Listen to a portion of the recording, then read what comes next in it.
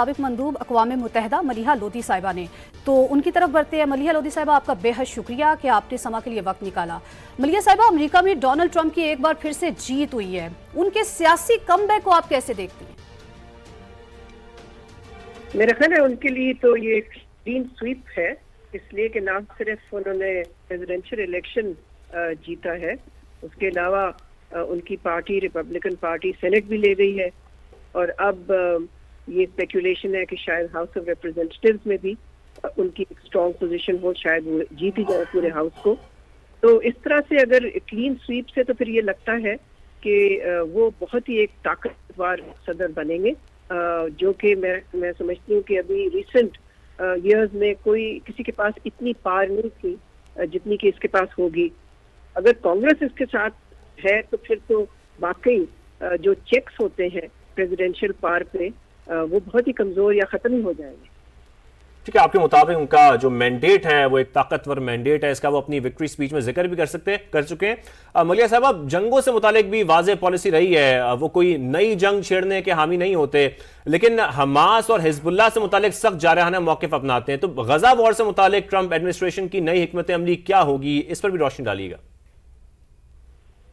میرے خیال ہے یہ تو قبل از وقت ہے کہنا کہ کیا ہوگا اس فرنٹ پہ۔ ان کا تعلقات بہت قریبی ہیں اسرائیلی پرائم منسٹر کے ساتھ، بہت ہی پرو اسرائیل پولیٹیشینز ہیں ٹرمپ، ان کی فیملی کے بہت کلوز تعلقات ہیں نیتن یاہو کے ساتھ۔ میرے خیال ہے جو جنگ وہ چاہیں گے کہ ختم کروائیں وہ ہے یوکرین کی جنگ، اور وہاں پر وہ کہہ چکے ہیں بہت ہی واضح الفاظوں میں کہ وہ اس بات پہ کنونس نہیں ہے کہ امداد دی جائے یوکرین کو، اور وہ چاہتے ہیں کہ مذاکرات کے ذریعے یوکرین کی جنگ ختم ہو۔ غزہ کے بارے میں انہوں نے کہا ضرور ہے مہم میں، کیمپین میں، لیکن اتنا کلیئر نہیں ہے کہ وہ کس طرح سے وہ جنگ کا خاتمہ چاہیں گے اور کن ٹرمز پہ وہ خاتمہ چاہیں گے۔ اچھا ملیحہ صاحبہ، چونکہ آپ نے بھی بات کی ہے روس یوکرین جنگ کے حوالے سے، تو روس یوکرین جنگ پر یورپی ممالک نے سخت موقف اپنائے رکھا۔ آنے والے دنوں میں اگر یہ مسئلہ حل نہیں ہوتا اور جنگ بھیانک صورتحال اختیار کرتی ہے تو یہ سب کچھ ٹرمپ کے لیے کتنا چیلنجنگ ہوگا؟ میرا خیال ہے ٹرمپ کے لیے تو بالکل نہیں چیلنجنگ ہوگا۔ چیلنجنگ اگر ہوگا تو یورپین ممالک کے لیے ہوگا، ان کے لیے ہوگا، ان ملکوں کے لیے جو کہ چاہتے ہیں کہ یوکرین کو اسلحہ دیتے رہیں، ملٹری اسسٹنس دیتے رہیں۔ ٹرمپ تو اس کے خلاف ہے۔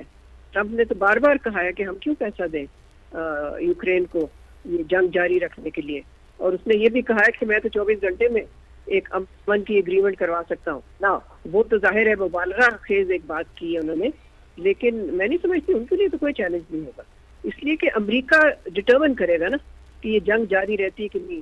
یورپین ممالک میں تو اتنا نہیں ہے نا، ان کے پاس تو اتنی پار نہیں ہے کہ وہ امریکہ پہ حاوی ہو جائے۔ صحیح۔ اچھا، تھوڑا سا ہم اس طرف بھی آئیں گے کہ ٹرمپ نے اپنی وکٹری سپیچ میں چینی اشیاء پر ٹیکس لگانے کا اندیا دیا ہے، معاشی بحالی کے لیے لوکل پیداوار کو بڑھانے کا بھی کہا ہے۔ تو امریکہ اور چین کے درمیان یہ جو معاشی جنگ کے دنیا پر اثرات ہوں گے وہ کیا ہوں گے، اس پر بھی ذرا آپ کمنٹ کیجئے گا۔ دیکھیں، ایک تو ایک تسلسل ہے امریکی پالیسی میں، ان کی پالیسی کا اسٹریٹجک آبجیکٹو کیا ہے۔ ان کا گول تو یہ ہے نا کہ چین کو کنٹین کیا جائے، کہ چین کی جو گلوبل رائز ہے ایز اے گلوبل پاور اس کو کسی طرح سے کم کیا جائے، انڈرمائن کیا جائے۔ تو ٹرمپ کا یہ کہنا کہ میں 20% جو ہے ٹیرفس میں اضافہ کروں گا چائنیز امپورٹس پہ، دیکھنا یہ ہے کہ عملی طور پہ کیا کرتے ہیں، اس لیے کہ اگر یہ اس طرح کا کوئی ایکشن لیتے ہیں تو اس کا تو نقصان امریکہ کو خود ہوگا، اس لیے کہ اگر آپ امپورٹ کو مہنگا کرتے ہیں تو پھر ظاہر ہے آپ کے ملک میں قیمتیں چڑھ جائیں گی اور انفلیشن اور اوپر چلا جائے گا۔ تو یہ ٹرمپ کے لیے کہنا آسان تھا، کرنا میرا خیال ہے مشکل ہوگا۔ ملیحہ صاحبہ، چونکہ ہم تمام پوائنٹس کو مد نظر رکھ کر ان پر بات کر رہے ہیں، گفتگو کر رہے ہیں، تو پاکستان کے کانٹیکس میں بھی آپ سے بات کرنا چاہیں گے۔ پاکستان کو ہمیشہ علاقائی صورتحال کا فائدہ ہوا ہے، افغان جنگ میں بھی امریکہ نے پاکستان کے ساتھ تعلقات کو برقرار رکھا ہے۔ اب امریکہ اور چین کے درمیان بڑھتی کشیدگی کے پاکستان کی خارجہ پالیسی پر کیا اثرات مرتب ہوں گے؟ دیکھیں، وہ تو کوئی نئی چیز نہیں ہے، یہ کوئی بریکنگ نیوز تو نہیں ہے نا، یہ تو کب سے چلا آ رہا ہے۔ اوباما کے دور کے زمانے سے جب سے امریکہ نے یہ پلان کیا ہے کہ وہ چائنا کو کنٹین کرنا چاہتے ہیں، تو اس وقت سے تو یہ کلیئر ہے بات، اور یہ پاکستان کی خارجہ پالیسی بھی اسی طرح واضح ہے کہ پاکستان کی جو اولین ترجیح ہے وہ اس کے تعلقات چین کے ساتھ ہیں، امریکہ کے ساتھ نہیں، اس لیے کہ امریکہ نے جب سے افغانستان سے ملیٹریلی وڈرا کیا ہے اس کے بعد سے تو پاکستان کی اہمیت بہت کم ہو چکی ہے امریکن آنکھوں میں، اور اس حوالے سے تو ہمارے تعلقات جو ہیں بہت ہی لو لیول پہ ہیں. تو ان دو تعلقات کا تو مقابلہ آپ کر ہی نہیں سکتے ہیں. چین کے ساتھ پاکستان کے تعلقات بہت وسیع ہیں اور چین پاکستان کی ڈیفنس اور انٹرسٹ کو میٹ کرتا ہے. امریکہ کے ساتھ اس طرح کا کوئی تعلق نہیں ہے اس وقت پاکستان کا، بلکہ تعلقات ہمارے جو ہیں وہ ایک چوراہے پہ کھڑے ہوئے کراس روڈ سے ہیں. ملیحہ صاحبہ، یہی میں آپ سے اس پر ہی کمنٹ چاہ رہا ہوں کہ اگر ٹرمپ چین کے خلاف سخت پالیسی اپناتے ہیں تو کیا پاکستان کے ساتھ امریکی تعلقات پر اس کے کچھ اثرات مرتب ہوں گے؟ آپ کو ایسا لگتا ہے؟ میں نے جیسے عرض کیا یہ بات تو بہت پرانی ہو چکی ہے، کوئی نئی چیز تو وہ نہیں کریں گے نا جس سے کہ ہمارے تعلقات میں کوئی ہے ہی نہیں اس وقت کوئی خاص وزن امریکہ کے ساتھ، تو کوئی ایسی نئی چیز تو ہو نہیں سکتی نا. اس کے بعد یہ ہمارے تعلقات کہاں جائیں گے جب ہماری کوئی اہمیت اور ریلیونس نہیں رہی ہے امریکی ترجیحات میں، ان کے پرائیورٹیز میں پاکستان شامل نہیں ہے. یہ ہمیں سمجھ لینا چاہیے. میرا خیال ہے آج کل جو یہ ڈیبیٹ ٹیلی ویژن پہ چل رہی ہے یہ پتہ نہیں ہوا میں ہے، جیسے کہ پتہ نہیں یہ الیکشن سے ہمارا پتہ نہیں کیا ہو جائے گا. کچھ بھی نہیں ہوگا، اس کی ہمارے پہ صفر اثرات ہیں، صفر، زیرو. ٹھیک ہے. اچھا ملیحہ صاحبہ، ٹرمپ کی خارجہ پالیسی کے تحت نیٹو اور دیگر بین الاقوامی اتحادی تنظیموں کے کردار میں آپ کو لگتا ہے کہ کوئی تبدیلی واقع ہو سکتی ہے؟ دیکھیں، جو ٹرمپ کی پہلے ٹرم میں پالیسی تھی اس کو وہ کہتا ہے امریکہ فرسٹ پالیسی، اور اس کو اس نے ریپیٹ کیا ہے. اس کیمپین میں بھی وہ اسی کے بارے میں بات کرتا ہے کہ میں امریکہ فرسٹ پہ بلیو کرتا ہوں.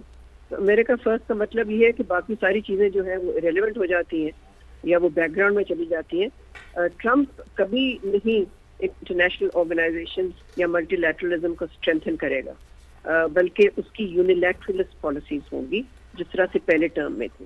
اس میں تو کوئی شبہ نہیں ہے. صحیح، یعنی کہ ہم یہ کہہ سکتے ہیں کہ ٹرمپ کوشش یہ کریں گے کہ پہلے امریکہ کے انٹرنل معاملات کو بہتر کیا جائے، کیونکہ میک امریکہ گریٹ اگین کا نعرہ وہ لگاتے رہیں، اور جو دیگر معاملات ہیں وہ بعد میں دیکھے جائیں، ان کی پرائیورٹی پہلے امریکہ ہوگی. لیکن جی بعد اور پہلے کی بات نہیں ہے، یہ دونوں فرنٹس پہ ان کو ایک ہی وقت پہ ڈیل کرنا پڑے گا. بس ظاہر ہے ہر حکومت کے لیے ڈومیسٹک فرنٹ زیادہ ضروری ہوتا ہے، اس کے بغیر تو آپ کہیں جا نہیں سکتے، چل نہیں سکتے. لیکن یہ نہیں ہوگا کہ وہ فارن پالیسی اور خارجہ پالیسی کو بالکل فریز کر کے رکھ دیں گے، ایک طرف رکھ دیں گے جب تک ڈومیسٹک ایشوز نہ ریزالو ہو.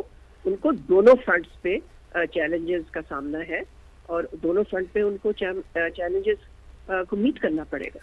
ٹھیک. اچھا ملیحہ صاحبہ، ٹرمپ کی اندرونی سیاسی پالیسیز کا بین الاقوامی تعلقات پر کیا اثر ہو سکتا ہے؟ دیکھیں، انٹرنل جو ہے جس ایک ایشو پہ کسی حد تک میں سمجھتی ہوں کہ ان کی الیکٹرل وکٹری ہوئی ہے، وہ ان کی اینٹی امیگریشن سٹینڈ ہے، ان کی اینٹی امیگریشن پلیٹ فارم تھا جس پہ کہ ان کو بہت ووٹس پڑے. تو اس حوالے سے ظاہر ہے اس کا تو اثر پڑے گا اور ملکوں پہ. اگر ٹرمپ نئی ریسٹرکشنز لگاتا ہے یا نئی بندشیں امپوز کرتا ہے امیگریشن پہ تو ظاہر ہے اس کا تو اثر ہوگا. لیکن ان کی اور پالیسی کا بھی اثر ہو سکتا ہے. لیکن ابھی ہم یہ تو نہیں کہہ سکتے نا کہ کل کو کیا پالیسی ان کی ہوگی. ہم صرف اندازہ لگا سکتے ہیں، پیش گوئی کرنا بہت مشکل ہے. پیش گوئی کرنا بہت مشکل ہے. ملیحہ صاحبہ، اگر ہم پھر ابھی صرف الیکشنز کی بات کرتے ہیں تو ٹرمپ تو جیت گئے ہیں، لیکن کیملا ہیرس کی اگر ہم پالیسیز کو دیکھیں، ان کی باتوں کو دیکھیں، ان کی جو اسٹیٹمنٹ سامنے آئی ان کو دیکھتے ہوئے آپ کو کیا لگتا ہے کہ ان کی شکست کی جو بنیادی وجوہات ہیں وہ کیا ہیں؟ بہت ہی کمزور کینڈیڈیٹ تھی وہ. لاسٹ منٹ پہ وہ ڈیموکریٹک پارٹی نے نامنیٹ کیا انہیں. عموماً تو سب کو سال پہلے پتا ہوتا ہے کہ ایک پارٹی کا کینڈیڈیٹ کون ہے اور ان سے پھر لوگوں کی فیملیرٹی ہوتی ہے ایک طرح سے آپ کہہ سکتے ہیں، اور اس کینڈیڈیٹ کو بھی موقع ملتا ہے کہ اپنی پالیسیز کو پوری طرح سے لوگوں تک پہنچا سکے اور سمجھا سکے. تو اس حوالے سے ایک تو یہ کہ کاملا ہیرس ایز وائس پریزیڈنٹ کوئی خاص اس کا کوئی امپیکٹ نہیں تھا، تو کوئی خاص اس نے اسٹیچر تو نہیں اچیو کیا تھا اپنی وائس پریزیڈنٹ شپ سے. اور پھر ان کا دیر سے کیمپین میں آنا आई थिंक वो भी नुकसानदेह था उनकी पार्टी के लिए। और फिर मैं समझती हूँ अबव ऑल वीक कैंडिडेट, बहुत वीक कैंडिडेट। और अगर कमला हैरिस की जगह कोई मजबूत कैंडिडेट होता तो आपको लगता है कि फिर ट्रंप को शिकस्त हो सकती थी? ये तो बहुत मुश्किल है कहना, इस तरह का सवाल तो इस पे बंदा क्या मैं इसलिए कह रहा हूं क्योंकि कमला हैरिस का हमने देखा कि उनकी कैंपेन सिर्फ उन्होंने नहीं चलाई, उनके पीछे बराक ओबामा भी थे, दीगर रहनुमा भी थे जो मुसलसल उनकी कैंपेन चलाते रहे, और ट्रंप सिर्फ अकेले खड़े थे अपनी पूरी कैंपेन में। तो फिर उनकी मजबूती की जो वजूहात हैं मैं वो जरा आपसे जानना चाह रहा हूं कि वो क्या थी, वैसे क्या उसके पीछे रीजंस थे जिसकी वजह से उनको ये जीत हुई? देखिए, अमेरिका बड़ा पोलराइज मुल्क है इस वक्त, बहुत डिवाइडेड मुल्क है। तो लगता ये है कि राइट विंग बहुत ही यूनाइटेड था, और ये राइट विंग की भी विक्ट्री आप कह लीजिए, लेकिन डेमोक्रेटिक पार्टी बहुत ही कमज़ोर फेज से गुजर रही है।